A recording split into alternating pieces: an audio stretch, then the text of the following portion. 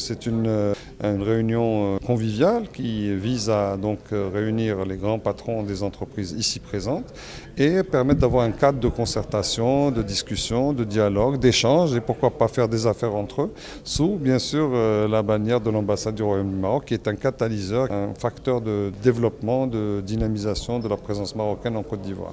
Alors nous allons donc déjà créer cette cohésion entre les différentes chambres d'entreprise autour donc de notre mission qui a une vocation économique de premier plan et nous pensons exactement catalyser leurs efforts et permettre un dialogue surtout entre l'ambassade et les chefs d'entreprise pour comprendre leurs problèmes, à quel moment on peut les aider, dans quelle mesure on peut les aider pour qu'ils soient encore plus performants et plus représentatifs du tissu national marocain présent en Côte d'Ivoire. Au niveau des entreprises, on a plus d'une quarantaine d'entreprises de différentes tailles, mais on a une trentaine de grandes entreprises marocaines établies en Côte d'Ivoire. Relativement à l'initiative, je trouve que c'est une très bonne initiative qu'il faut saluer. Et ensuite, effectivement, ça nous permet donc de pouvoir discuter entre nous, hommes d'affaires, d'entreprises d'origine marocaine. Ça nous permet de nous connaître, de créer donc un groupe, si je peux dire, d'impulsion, un groupe d'affaires et améliorer nos relations entre nous.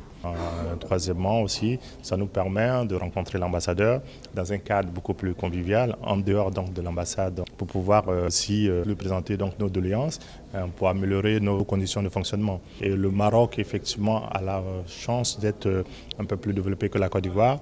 Donc il y a un retour d'expérience qui est fait et je pense que c'est quelque chose qui se passe très bien. Les entreprises marocaines ont un vrai savoir-faire.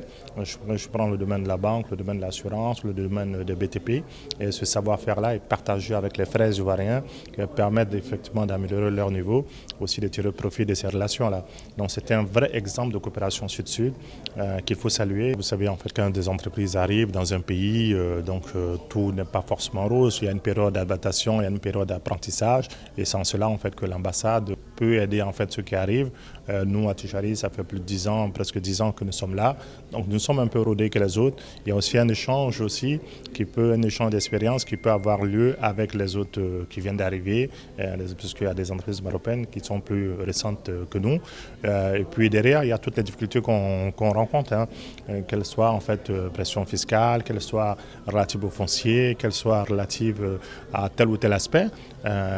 Qui mieux que l'ambassadeur pour nous aider en fait à apporter la voix auprès des autorités. La cible se porte bien. L'année 2017 a été, ma foi, une très belle année pour la cible. Nous avons réalisé un résultat de 22,5 milliards, là où on s'attendait le budget prévoyait 19 milliards.